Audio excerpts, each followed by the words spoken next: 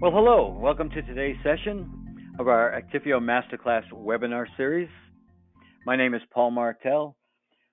I'm the Education Services Manager, and we're going to go through just a couple of housekeeping things before we begin, please. So before you get started, we do encourage you to ask us questions using the question tool that's on your control panel. Just click in there and simply type in any question you want. I'll be standing by kind of keeping an eye on it.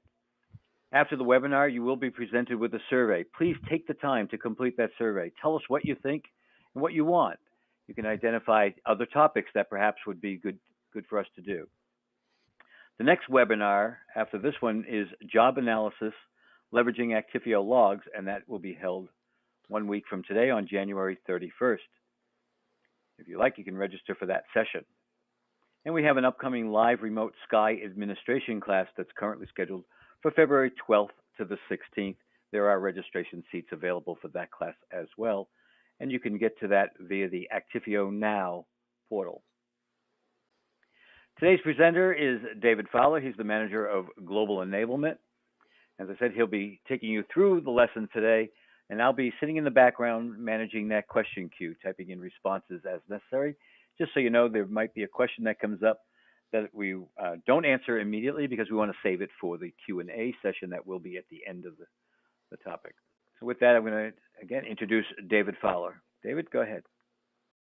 Thank you, Paul. And thank you, everybody, for joining us this morning for the Actifio Capacity Planning webinar. Now, when we discuss capacity planning, what we're really talking about is resource management. The Actifio data management appliances have a finite amount of these resources. These cover both physical and logical resources. I've broken them apart, and we're going to deal with both of those today separately. When you are planning the deployment of your Actifio infrastructure or planning to grow it, I like to liken it to a game of Tetris. With some forethought, you can make great, efficient use of all the space and resources that you have purchased. However, a lack of foresight can leave some of these resources unused and leave some gaps in your environment. Today, we'll discuss the right way to deploy your environment to make sure that you're getting the absolute top value out of everything that you're using from Actifio. So we're going to start with the non-pool resources. Those are job slots, which is how many of which type of job can be performed concurrently. We will talk about vDisks. vDisks is one of those logical resources I discussed. And we'll talk about mDisks. mDisks are also a logical resource. However, they are directly mapped to a physical resource, which would be either the VMDKs in your data store or the physical disks in your storage array. All right, so let's get into them a little bit more. So slots is going to be the number of threads to manage jobs. Think of these like processor threads. We can essentially do one job per thread, no matter what type of job it is.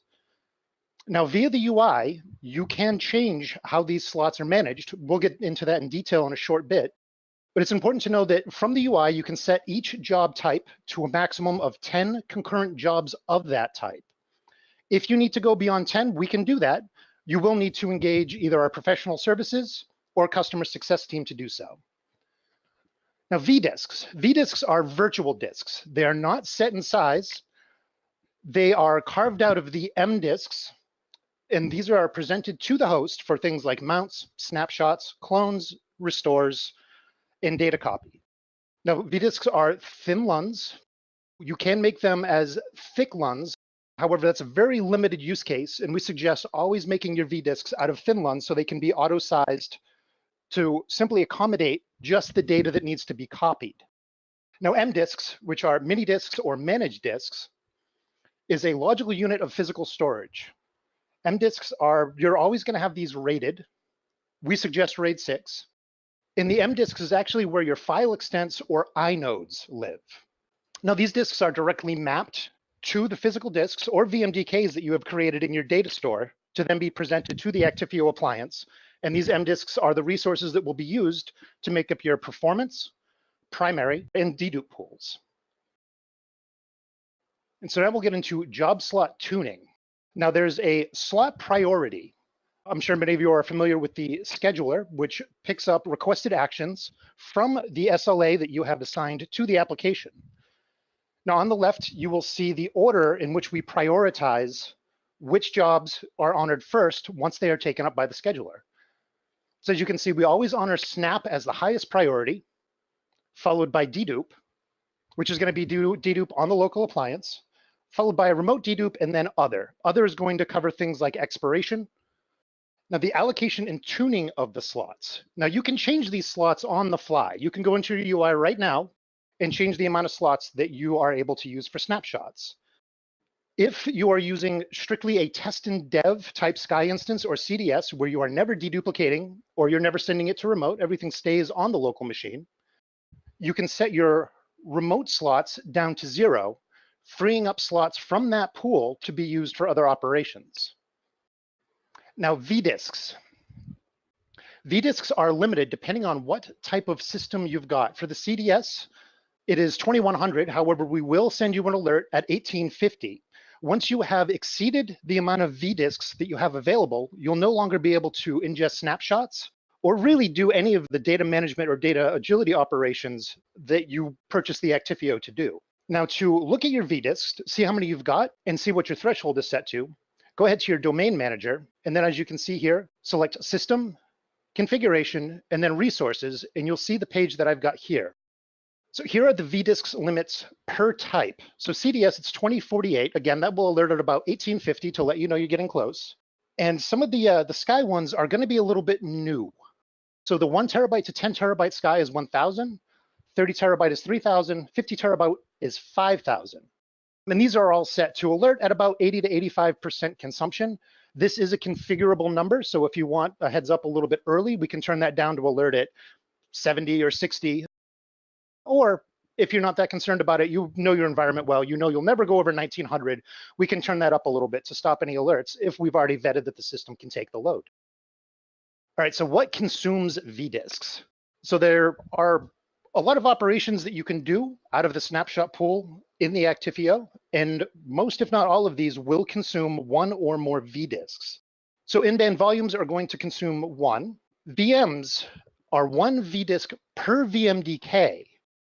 So there's a common misconception that 1 VM equals 1 vDisk. If that VM has 12 VMDKs attached to it, then you're actually looking at a consumption of 13, 1 for the VM, 1 for each of the disks. And then if you enter into operations like mounting, cloning, et cetera, those will each require vDisks as well. SQL, Exchange, and Oracle databases consume 1 vDisk per protected database, not per instance. So if that instance is holding 5 databases, that's 5 vDisks. LogSmart simply takes 1 vDisk. Protected file systems, sidebands, snapshots, all 1 vDisk each. Clones, mounts, and live clones. Now this is where some people tend to get in trouble, is we will mount an image and we forget it's there. And now that image is of a VM with 15 vDisks attached to it. And then we clone it. Now we've just taken 32 vDisks on what is essentially a forgotten mount. And in 1 or 2 slides, I will show you how to search for these forgotten mounts and search for these other, what I will call sneaky consumers of vDisks. There's things that will use vDisks that you may not remember off the top of your head, so that we can make sure that the machine is cleaned up and you've got all the resources available to you. Now, before we get into cleanup, I want to talk about how to keep that number down to start. We'll prevent you from getting into any trouble. And then if you do get into trouble, we'll talk about how to get out of it. So for databases, SQL, Oracle, Exchange, we can pile those into what's called a consistency group. This consistency group will only require 1 vDisk to capture the entire group. There are some exceptions to this rule. Most use cases, the entire consistency group will live in 1, maybe 2 vDisks. Your snap retention and the number of snaps that you're keeping. If you are holding 4, 5, 6, 7 snaps, that's 4, 5, 6, 7 vDisks that will be consumed. If you are operating in this model, I would advise taking a look at your SLAs to see what snaps you actually need to keep. Oftentimes we find that there is an overlap in protection, and we can generally cut the amount of retained snaps in half, or we can start moving some of these snap images into the dedup pool for quick recovery while freeing up vDisks in the snap pool. And that brings us to our next point, which is a direct to dedup SLA. If you are not going to need that snap, you simply need to ingest the data and protect it. We can protect it via a direct to dedup job, which is set up via the SLA architect. This will require a new ingest. Now, I'll take a moment to talk about new ingest versus incremental ingest. Full ingest is every bit of the app gets written. This happens when it is the first time that we've seen an application or a host. It can also happen in databases. This is another one of those sneaky consumers I was talking about. If you have a DBA who reindexes your database, while we have already seen that database, we've seen its instance and its application, with the reindex, the order of the data is changed so much from the last time that we saw it that we see this as a new application, and this will cause another full ingest. So if your schedule or your expectation is that this application will continue to run incrementals in perpetuity, and somebody reindexes it on you without you knowing, you will see a full ingest. Next, we can take the VMDKs that don't need to be protected and put them in independent mode. When they're in independent mode, VMware kind of holds them off to the side, and when it calls for a snapshot, it doesn't snap these. If these are not snapped, they will not consume vDisks. So any VMDKs attached to VMs that you do not need to protect, you should put into independent mode so they do not consume resources on your CDS or Sky appliance. And this final point touches back again on these sneaky consumers, which you'll hear several more times through this presentation. This is cleaning up mounts, going out and finding old clones and live clones if they're no longer needed. It's very common for an image to get mounted. The person is working with that image, ends their day, and just goes home. Tomorrow, you come into your office and you see that you're using 40% more vDisks than you thought. And this is because of these mounts that just got left attached to the host and not cleaned up. And again, we'll talk about cleaning those up shortly. Now on to MDisks.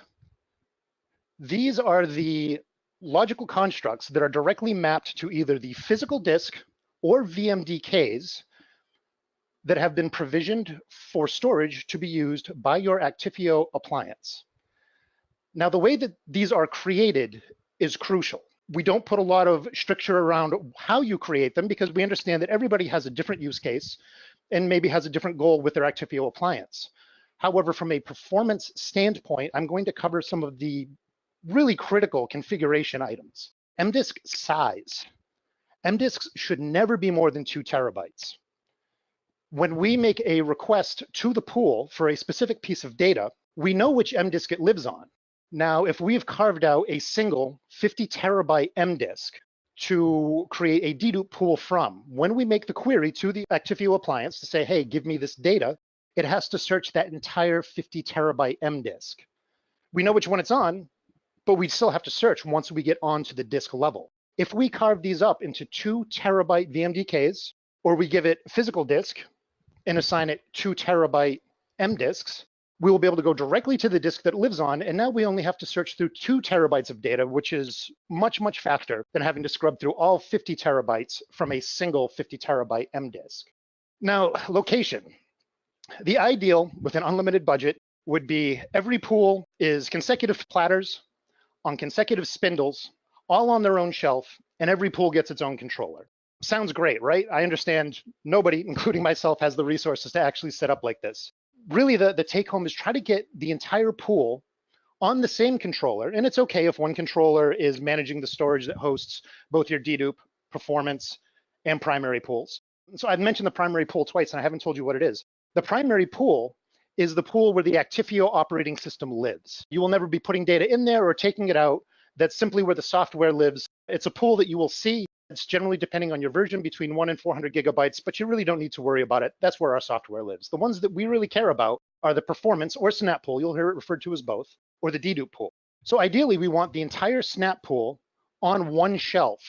Consecutive spindles would be great, but it's not necessary. So long as the entire pool is on one shelf, the whole snap pool, the whole dedup pool are on different shelves, but have their own shelf, we should see pretty amazing performance. The opposite end of that is we don't ever want a pool to span storage devices. So you've got 2 NetApps in your data center. That pool, be it the snap or dedup, should live strictly on one of those 2 appliances. We should never see data moving through the interconnect because a pool is spanning 2 physical appliances. So really keep it on the same shelf if possible, and absolutely keep it under one controller. Performance can take a huge hit if we have to start using the interconnects between the controllers. I also suggest leaving one unassigned MDisk. So you're going to create all these 2 terabyte MDisks, or you're going to assign them from your physical storage, and then you're going to assign them out to pools. Now, what I recommend is that you leave 1 or 2 of these MDisks unassigned. If you ever got into a situation where a recovery was critical, the machine was really busy, your snap pool was pretty full, or you needed to do a restoration of data from dedup, and we needed the room to rehydrate, but you have 7 or 8 users who have active mounts for production work, we obviously can't interrupt that production work. So what we would do is we would add these, what I will call spare M disks, to the snap pool to accommodate the rehydration or to accommodate the additional work that we're doing while the machine is already under heavy load. 1 or 2 disks should be fine. Generally, a total of about 4 terabytes of extra disk is ideal. And I understand that these disks are just 90% of the time going to be sitting there. However, if you do need to do an emergency restoration from dedup or remote dedup, and your users have got 15 mounts set up, you will be happy that you've left that 4 terabytes unmanaged so that we can get it into the pool for you and keep you doing business. Now, to get to the MDisk UI to actually touch all these things that I just talked about, head over to the domain manager, and you'll see the steps here on the bottom left: system, then configuration, and then go into storage pools. From there, you can select either the snapshot or the dedup tab, and then you'll get the UI screen that I've got pictured on the right-hand side here, which shows the MDisks that have been assigned, managed, unmanaged, and what your warning and safe thresholds are. So your safe threshold generally is going to sit around 95 to 97, 98%. That is an alert that will be sent to you just before the dedup pool or the snap pool gets completely full. And the warning is, again, also manually configurable. Generally, it's set between 85 and 95, and that's generally just your early warning. Hey, if you don't do something about some of these images, we're going to fill up and we're not going to be able to accommodate any more snaps. I wouldn't suggest moving those too low. And if you need some guidance, you can always reach out to our support team to discuss the use of your pools historically to see what is the right setting for you. 90% of the time, you can just leave them at the default. However, they are configurable if you did want to use them. MDisk size and location. Again, MDisk should be about 2 terabytes, either in a VMDK or 2 terabyte physical disks. Both the physical disk and the data store LUNs need to be ideally, again, on consecutive spindles, consecutive shelves under the same controller. So long as each pool is on its own shelf and it's not crossing controllers, you will be fine. Definitely do not mix the snap pool and dedup pool. You don't want one spindle to be snap, one spindle to be dedup. The amount of IO required, especially for deduplication and operations like GC and sweep, which we will discuss in a bit, are very highly transactional. So when the controller has to jump from spindle to spindle, you will see it impact the performance of all aspects, both snap and dedup. So any pool that lives under multiple devices, especially during a GC process, is going to suffer immensely on the dedup side, again, because of the high transactional nature of what a GC is. And again, I will get into the details of GC and sweep, how they work and why we do what we do in a bit. All right, so now we will get on to pools and system resources. I know a few of you are anxiously awaiting the portion on dedup, GC, and sweep. I have saved that for the end. It tends to draw the most questions. And of course, I will be staying after the webinar to answer any questions Paul's not able to get to in the chat today. So snapshot pools. This is the initial landing space for your data. Our suggested retention is very, very short, 1 to 3 days. Any data that needs to be restored is going to come from the snap pool, which means if it's in your dedup pool, it will be rehydrated back to the snap pool and then restored out to the host. Same applies for mounts or really any data that you are going to then make available to any of your hosts or applications in your production environment.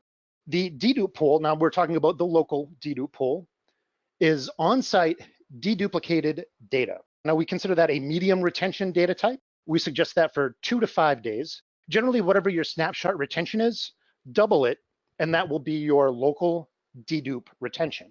Now, we suggest these quick pushes out to dedup because on the local machine, restores are very, very quick from local dedup, provided that you've got disk space, which again calls back to why it's important to sometimes leave an extra M disk or 2, just in case for those emergencies that we never considered when we were setting everything up. Remote dedup or a cloud pool, we can treat these essentially the same. These are offsite data repositories to hold deduplicated data. Now, cloud pools can hold snap data. That, however, is another webinar. The remote dedup pool, if you have the infrastructure in between your local node, your local CDS, and the remote, your restores from remote dedup will be about the same speed as they are on local dedup. Not quite as fast as you can imagine. Once you start breaking things up into network packets and start adding frames and headers, it does slow it down a bit. However, with a nice, robust connection between the two, the time difference isn't that much. Now, there's another side to this coin. If you have a 100 megabit connection to your remote site, we simply come back to bit math. If you have a 5 terabyte instance that you need to restore from remote dedup, and you have a 100 megabit pipe in between the two, this is going to take quite some time. So it's important to look ahead to see what data and the size of the data that you're putting on your remote site to make sure that the connection between the local and the remote is sufficient to bring that data back in time for your business SLAs to make that data available back to your production environment. Now, the last thing we're going to discuss is the system load. We're going to talk about dedup throughput. That's how many terabytes of data a day can the CDS process. We'll talk about hardware loads, and we'll talk about data onboarding. Okay, now on to pools. So our local pools, as we just mentioned, are the snapshot pool and the dedup pool.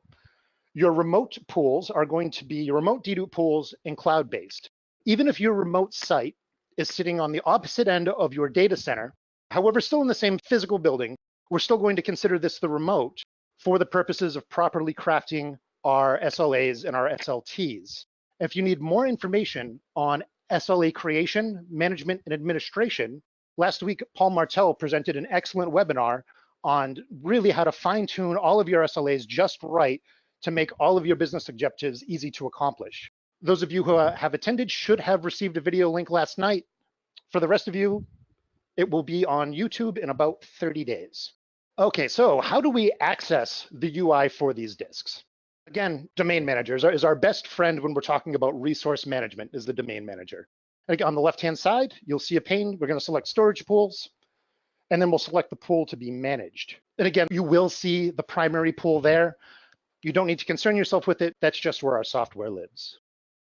All right, so for the snap pool, we'll cover each pool. I kind of did a high level on each a moment ago, and we'll get into in depth now exactly what these pools are doing. The snap pool, this holds your snapshots, your staging disks, your mounts, and your clones. The staging disks, I often receive the question, how big are my staging disks? How many staging disks do I have? Staging disks are created from vDisks. So how many staging disks do you have? The exact same amount of vDisks that you have. As far as how big are they? Now it depends on the application type that we are going to protect. Staging disks are auto-sized at about 20% larger than the size of the application when it was discovered, with some exceptions. I'll touch on those exceptions in a moment. So if you have a Windows host, 10 gigabytes, the staging disk will be carved out at 12 gigabytes to allow for a little bit of growth. As you know, after our first full ingest, we will then go to incrementals. And that's what that 20% overhead is there for. It's to catch those incrementals or those change blocks as they come in. Now, when we outgrow that, so we've been using the same staging disk for 90 days, we've outgrown the 20% overhead. What happens? That staging disk is actually copied. We create another new staging disk using the new size of the application as the base, and then we add 20% to that.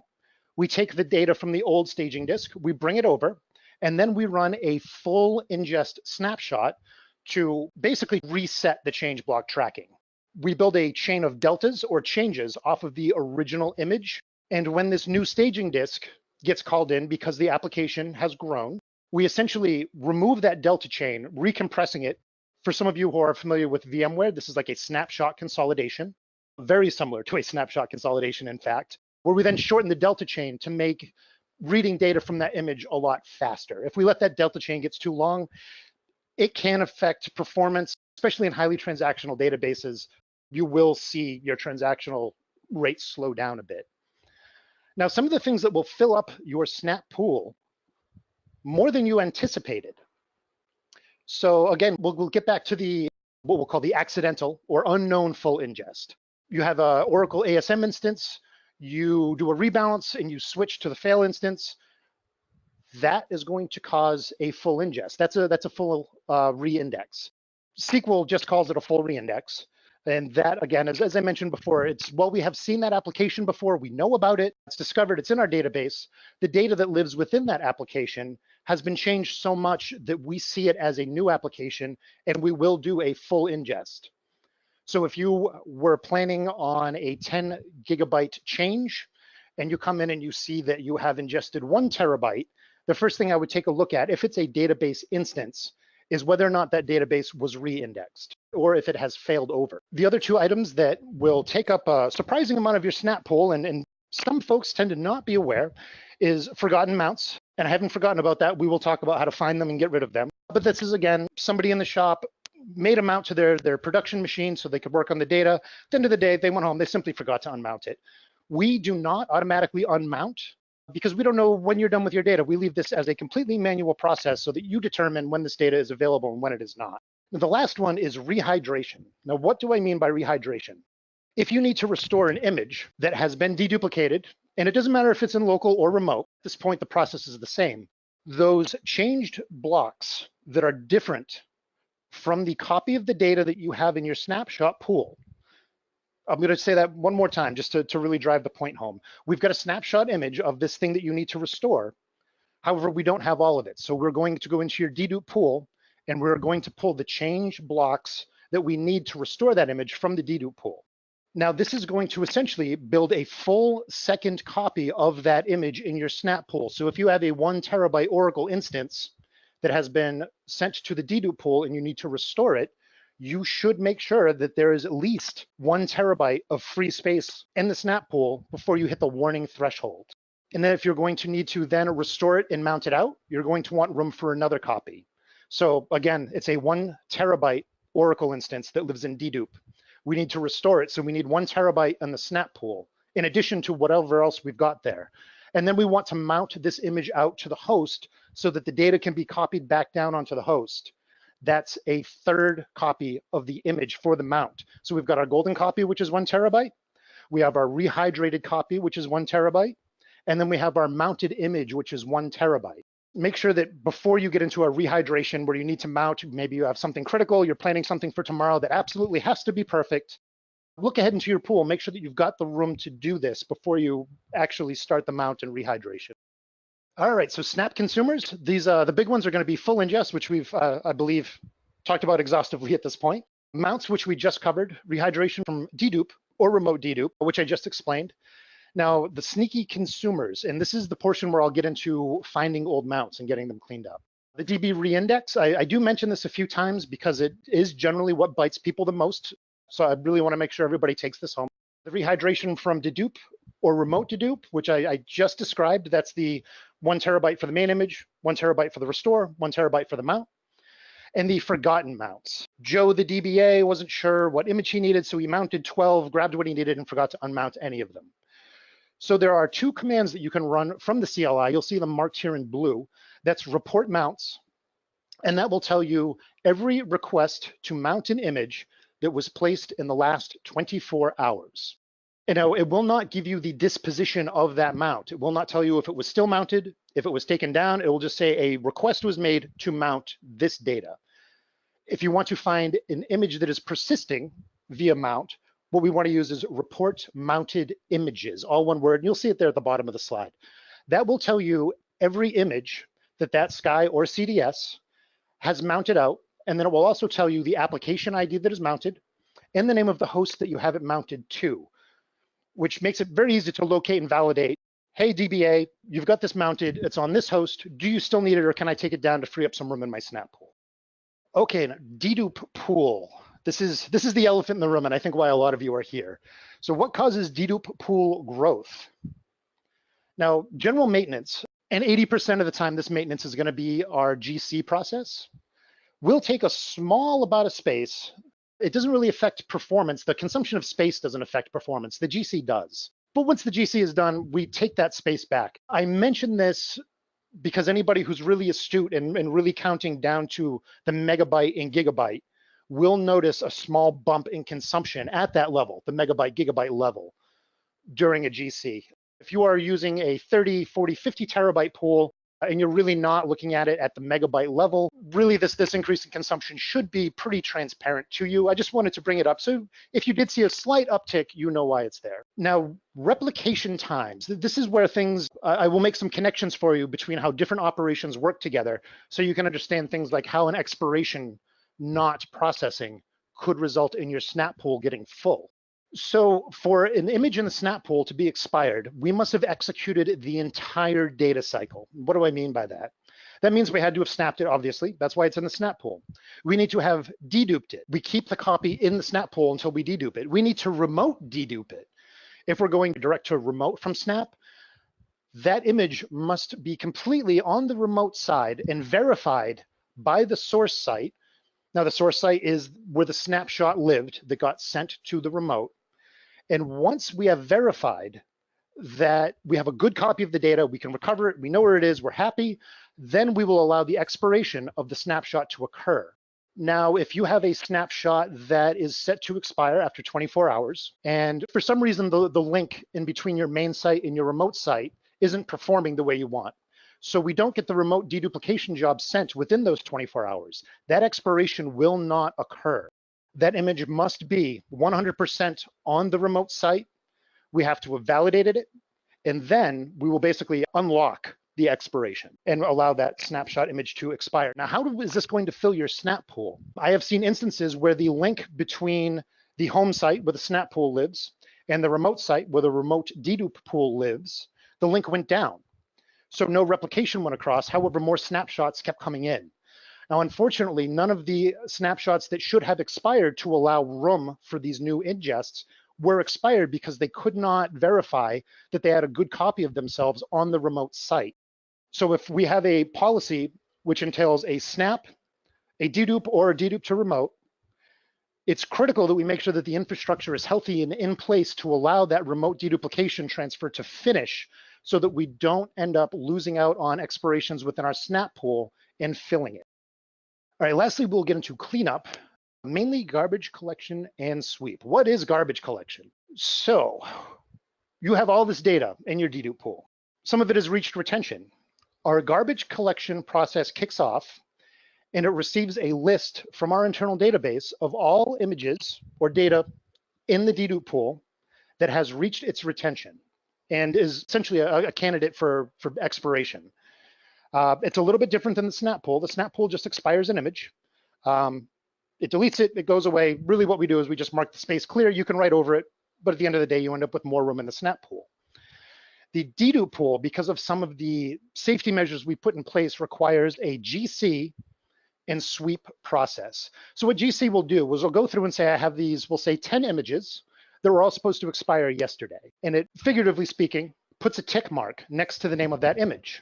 And then it waits the interval. Most of you have your GCs set up to run every 7 days when the pool is at 65% consumption. Both of those are configurable parameters, by the way. Our support team can help you tune those to your needs. And so that threshold gets triggered. You've either consumed more than 65% of your pool and it's been 7 days. Now, both of these have to be satisfied for GC to kick off. If you've been 7 days, but you're only 40% consumed, no GC will start. If you get over 65%, which was, again, was our consumption threshold, but it's only been 3 days, no GC will start. It must be over 65% after 7 days when the check is made. And again, all of this is configurable and our support team can help you out with that. So once both of those conditions are satisfied as true, it's Friday and we're over 65%, GC starts. As we mentioned, it goes through and it puts a tick mark, figuratively speaking, next to all the images that have expired from the dedup pool. Now the next week comes around, it's Friday again. We're over 65% again. Second GC kicks off. We get a whole new list. Here's all the stuff that just expired, but we need to go back and check that original list. And we look and say, okay, here's everything that we saw last week. We've acknowledged all of it. We've marked it. We've put a tick in the box to show that we've seen this and it's ready to be expired. And then we check, has this data been accessed since the last time we saw it in the dedup pool? So after we saw it and said, yes, this is good to expire, we didn't expire it, we just put a tick next to it. We look to see if the data was accessed at any point in between when we put the tick next to it and this current GC that's running 7 days later. If that data has been accessed in the last 7 days, or whatever the interval is, again, configurable, we will not clean that data. We call this revived data, which is, went to dedup, maybe you still need it. And whenever the CDS, whenever its logic is faced with the decision to either keep or delete, we always keep and ask for manual intervention. And so it's easy to go in and get rid of data, not so easy to go in and restore it. So that's why you'll see a piece of data that you thought should have expired, but it's still there the week after. It's because we like to check it twice to make sure that you didn't access it in between and make sure that it's truly good to expire out of the dedup pool. Once images are out of the dedup pool, we can make no guarantee that they can be recovered. It certainly is not a customer accessible operation. So really the key here is to make sure that you're only expiring what you're absolutely sure you don't need anymore. Now, the manual cleanup, there are a few options that we have. Unfortunately, they all require our support team to get involved, as they do require an elevated access at the command line. However, I'd like to let you know about them. So if you need them, you can engage our support team to get some help. Now, if you are going to repurpose a CDS or a SKY, or your business policies have changed and you decide, we were keeping data for a month, we don't need to keep our remote data for a month anymore. We really only need it for about 15 days. You can engage our support team and they can go in and they'll ask you for a date. And they will go in and they will mark all the data in the GC pool after that date. So we'll use today as an example. Today is January 24th. If we decided that any data that was on board on January 15th, anything between the 5th, prior to the 15th, we don't need it anymore. We're shortening our retentions. We can go in and we can manually, I talked about putting the tick mark next to the images. Our support team can go in and say, every image that existed before this date, go ahead and put the tick mark there. And actually what it'll do is it'll put both tick marks with no GC. So the next time the GC runs, it says, oh, okay, there's 2 tick marks there. We can go ahead and sweep it. Now, sweep is the process by which we actually delete the data and reclaim your space. So we talked about GC. It does its first check. It comes back in a week. It says, have you accessed it? No? Okay, we'll put a second check. Those 2 checks are what sweep looks for. When sweep starts crawling through this file structure to see what can be cleaned and what should stay, it will not remove anything that does not have 2 check marks on it. Those 2 check marks, again, get there by the process of either 2 GCs or a manual operation, which our support team could do for you. The sweep takes roughly half as long as the GC takes to run. I will not get into how long does it take for GC to finish because it is so environmentally dependent. It depends on things like service times at your disk, transactional latency, network speeds. Unfortunately, there's no overriding guidance here. It's really a matter of looking at your infrastructure, seeing how much data you can move, see how quickly your disks respond, and then generally after 1 or 2 GCs, you can get a pretty good feeling that, yeah, it should take about this long every time. But so system load, this is especially pertinent if you are managing large, what I will call batches of applications. So let's say you are somewhat new to Actifio, you've got some of your data protected by us, things are going well. However, you've got another 5,000 databases, nice mix of SQL and Oracle that are sitting out there in your production data center. And now it's time to get those under the protection of the Actifio appliance. Now, 1,500 apps ingesting all at the same time, as you can imagine, puts quite a load on the system.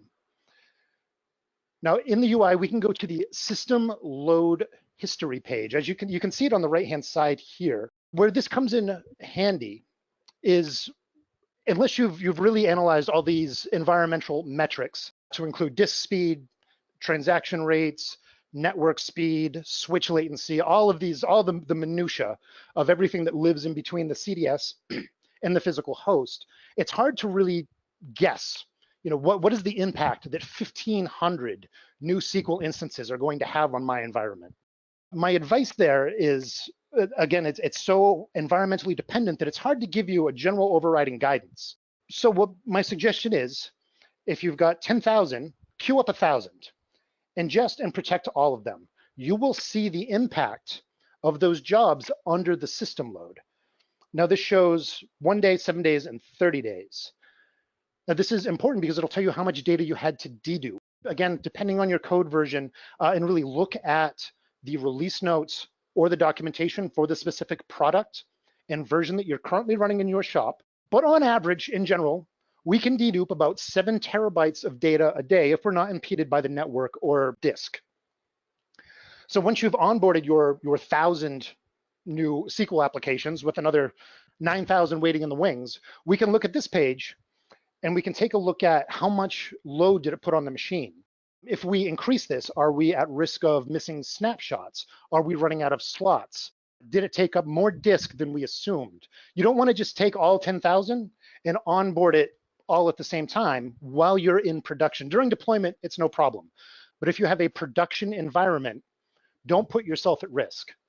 Take your large payload that is to be ingested, your 5,000 or 10,000 hosts that are coming on board, and carve out 500 to 1,000, ingest those, and then take a look at the system load monitor.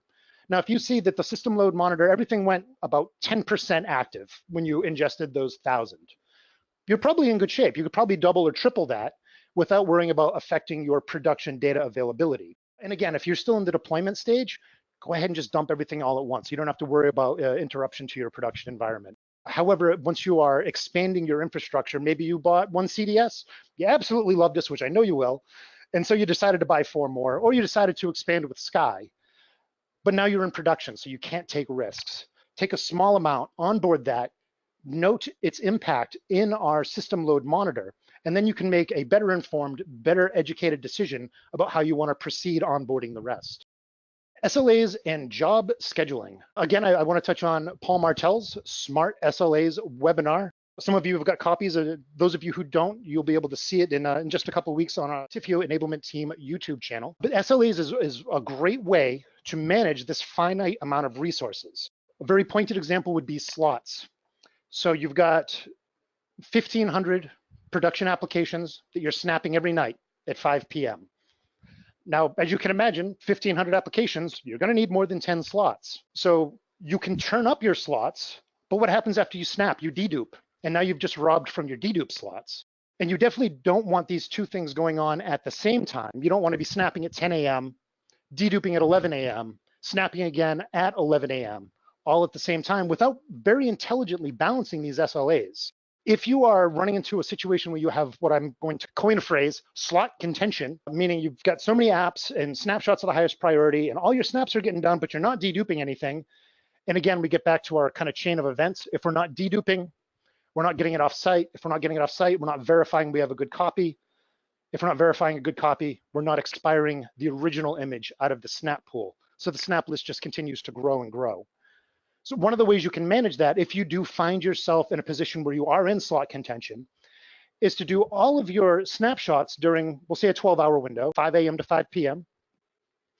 And then at the close of business, everybody's done, everybody's gone home, the network is quiet. At 6 p.m., your deduplication policy kicks in. Now all of your snapshot slots are free. You maybe have a couple that are in use from expiration, but dedup will take those right back as soon as it needs them.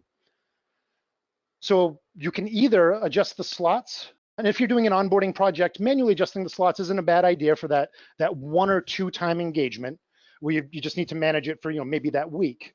However, if you have an ongoing project where you're just snapping a ton of hosts during the day, you're running into slot issues, I would take your deduplication requests and push those to after your production hours. And that concludes our webinar on capacity management today. I do see that we've got some questions in the queue here. The question is about if you restore, do you need to have a 3 terabyte golden copy, rehydration copy, and mount copy? How many copies will it have? Snap, dedupe the same size? Yes. Okay, so 1 terabyte Oracle instance lives in the snap pool. We've deduped it, but we're still snapping that Oracle instance. So we've still got some bits, and I'm just going to make up arbitrary round numbers here to keep the math clean. So we're going to reduce this. This is now a 10 gigabyte Oracle instance. We've done some deduplication. We actually have about 4 gigabytes of original data sitting in the snap pool. So we need to pull 6 out of dedup. So what we're going to do is we're going to pull those 6 gigabytes out of dedup that we needed, those change blocks, and we're going to attach those to the 4 that were already resident in the snap pool. Now, the way we do that is by building a full copy of that image and then matching them. So to more pointedly answer your question, you'll end up with your partial image, which is your change blocks sitting there, and that's what you've got available. That's the image that you see when you look in the UI. When you do your restore, you're going to pull from that base image, plus from the dedup pool, to get a true one-to-one 10 gigabyte copy of that image. So we've got 4 gigabytes from the data we already had in Snap, and then we have 10 gigabytes for a full copy of that image, and then we want to mount it. So now we need to make another copy of that image and mount it out. So in this instance, the number is going to vary depending on how much of that data already existed in your Snap pool. It won't be a huge variance, but it will vary. I want to let you know that. So you will need 10 gigabytes for your mount, 10 gigabytes for your rehydration, and then in this case, 4 gigabytes, but really when you size it for 10 for the restoration of the original image. The system load screen is again under Domain Manager, Resources, and then you'll see the system load tab. As far as how much can you add, this is all laid out in percentages, and some of them are flat graphs. I give the general guidance that most appliances will be able to dedupe about 7 terabytes a day. Now, this is in an environment that was built to favor the Actifio. I want to be very open with you about this. If you have an environment that was tailored for another use and you've inserted Actifio into it, I have seen environments where we have gotten 16 terabytes in a day. I've also seen environments where we only get 4. So 7 is a safe average. I think we might advertise about 10. I'm telling you from somebody who's worn assisted Manhattan in the past and somebody who's had to do capacity planning, plan for 7, and then if you get 10, be thrilled with that. But really for sizing, plan for 7. Once a clone is completed, it does continue to use snap space with some exception. If this is a VM and we are cloning out to an independent disk, it will not use snap space. So before I spoke about using some of these disks as independent mode disks, you can actually even set an entire data store independent. So we can spin up the image and we can leave it in the snap pool. You can hand it out as you like. It will consume snap space there. You can clone it, send it out to an independent disk, and then release it, and it will not consume snap space. As far as data presentation, the thing that's going to consume the most space the most consistently is going to be mounts. Prakash, not really a question, but just a clarification on my other point. So yes, snapshot size plus changes for the snapshot per the retention time will be consumed. Yes, that's absolutely correct. Now, next question is for vdisk reduction, is it not recommended to back up SQL DBs as instances versus backing them up as consistency groups to save on disk? This is a use case specific thing. If you have carved out a 30 terabyte disk, but you're only writing to 10 terabytes of it, and then you throw that into a consistency group, you will consume the full 30 terabytes, even though you're only writing to 10. So some forethought in how we're assigning this storage out. Now, this can be avoided if this is a virtual SQL instance living in VMware. You can thin provision your VMDKs. So as that thin provisioning grows out to the 10 gigabytes that you're using, you're then only consuming 10 gigabytes. You're not consuming the full 30 from a thick provision disk. Next question is, when describing the dedup copy and it fills, create a new vdisk with the new size and copies. How does this work with S3 on cloud? So I don't want to get into specific cloud environments. S3, Nearline, Azure, there's an overriding commonality across them, but once you start getting into the underpinnings, they're very, very different. However, the overriding guidance, I think, kind of satisfies your question here. So all of the on-vault cloud-based storage, we're really just looking at file level objects. So if you didn't specify if we're talking about restoration, but say you're pulling a dedup copy from S3. You know what? Let's go pure cloud for this answer. So your whole instance, your Sky instance is hosted in S3. Your snap pools in the cloud, primary pool, dedup pool, all in the cloud. All of the mechanisms which I've described in the webinar today all hold true. Now, where it gets a little different is, so today we talked about what's underneath an M disk. That's going to be a physical 2 terabyte hard drive. That's going to be a 2 terabyte provisioned VMDK. With our cloud options, and some of this is actually protected by copyright and intellectual property, they're essentially exposing to us file level objects that we can then use to write and read data from. We actually will take these file blocks that AWS or Nearline or Microsoft via Azure present to us, and we turn those into M disks. So that underlying kind of, imagine air quotes here, mysterious cloud layer, we demystify, so that if you do install your Sky in the cloud in S3, Azure, Nearline, what have you, when you get into it, when you look at the command line, you might see some references to Cloud Backer in the logs. However, your vdisks, your mdisks, your pool performance will all work exactly like they would if they were in your VMware environment or physically installed. Okay, a question about restores, about mounts. So yes, the snap, rehydrate, and mount, those all sit in the snap pool. The rehydrate image doesn't stick around, but we do need to build it there. So there needs to be enough room for us to build it, and then we can do what you needed, whatever the cause was for the mount or the restore. We can serve the data out, make it available, and then we can get rid of it. But we do need to make sure that there is enough room in the snap pool to build that rehydrated image. And just one moment, I've got somebody talking about a specific customer, and I don't want to mention their account name out of respect for the asker. Okay, so there is we'll just call them customer. There's a customer who's currently backing up 200 databases that are spanning multiple disks, and this person was thinking about keeping them in a consistency group versus backing them up in one instance. So these 200 databases that are spanning this in a I know who the asker is here. We may need to connect a little bit offline on this. The 200 instances, SQL instances that are spanning multiple disks. So if we're just protecting the disk level, we're ignoring the fact that it's SQL. We don't care about apps. We don't care about hosts. We're just going to protect these VMDKs. Yes, that will work. It is not, however, what I would advise. Generally, the Actifio product, while it is used for data protection, is not used strictly for data protection like you might use a backup exec or a net ranger. If you put this into a consistency group versus just backing it up at the disk level, it will make the Actifio aware that these are applications. Now, this makes a lot more functionality available to you. There's only so much we will do with a file system. However, if we know it's an application, we work very well with SQL, especially with the connector enabled. Putting into a consistency group makes us aware that it's an app and makes those extra features and functionality available to you.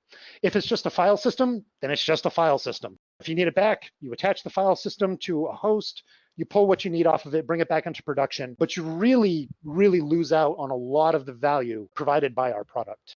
To more succinctly answer your question, if you want to take full advantage of all the features that we offer for application management, I would use the consistency group. I can conceive of use cases where a file system would be better. However, these are very, very uncommon. Okay, moving on. So from the first question, snap, rehydrate, and mount. Does this all sit in the, yeah, okay, so we did answer this. Any rehydration does sit in the snapshot pool. It's not in perpetuity. If you restore an image from Dedup today, that image isn't going to be sitting in your snapshot pool in 3 weeks. Generally, what we do is we would restore it, we would mount it out, copy the data off that we need, or we mount it up, and then we go snapshot the machine that we mounted to, making a new golden copy with the mounted data available, and then we get rid of the old snapshots. We get rid of the one that we just rehydrated, and we get rid of the one for that host because we just resnapped it with the desired information available via the mount. Okay, where do you go to find the report mounts and report mounted images? Good question and a good point. Yes, you can find this in the report manager. However, depending on the frequency or the interval that report runs, you might not want to wait. There is a report that will just tell you about mounted images that you could run daily, 72 hours, once a week, just as a matter of maintenance and cleanup. You can run it off, make sure there's nothing there. If you're trying to troubleshoot an issue, why is my pool so full? The report mounted images and report mounts is accessible via the CLI. So if you go into your user profile under the UI, at this point, enabling CLI is as simple as clicking a checkbox. You do need to be a user with elevated permissions to enable another user, including yourself. But if you are the admin or the top level user, you could just give yourself CLI access and you'd have access to those commands. If you are going to dig into those commands, I would also suggest downloading the PDF for our SARG commands, S-A-R-G. That has some great reports in it, like report snaps, report dedupes, and really tons of really great information. And a lot of it is available via the report manager. However, the report manager is going to poll once a day, every day, 3 a.m., and then give you the results at the time of poll. These commands that I'm telling you about, the report images, report mounted images, report on what's going on right now. It does the query real time and then returns the information to you. So again, via the UI, go into your user profile, put a tick in the box next to enable CLI. You can get this via the resource center for your CDS, which you can access by going to the IP of your CDS in a browser. You'll see our document library. The SARG, S-A-R-G, SARG commands are fully detailed in a PDF that's really well written and laid out there. There's a ton of great information in there that you can pull out in its point in time. It's really great. I'm a huge fan. And if anybody has any further questions, I've covered everything in the queue, and we do have a little bit of time left. So feel free. I'll hold on another minute or two just to see if anybody else has got any additional questions.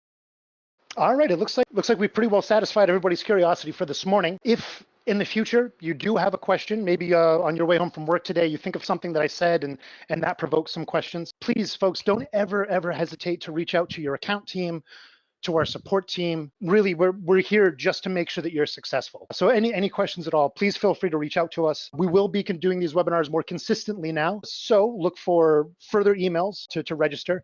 We do have the log analysis webinar, which will be 1 week from today. That'll be on the 31st. It'll be at the same time. We'll have 2 signups for that as well. And we do still have seats. So if you still have that registration email, please feel free to sign up for that. That should be a great webinar as well. Again, when this is done, you're gonna get a quick survey. Please take a moment to fill it out. Full disclosure, and I'll probably never say this in another webinar, so you guys are getting a little bit of a treat.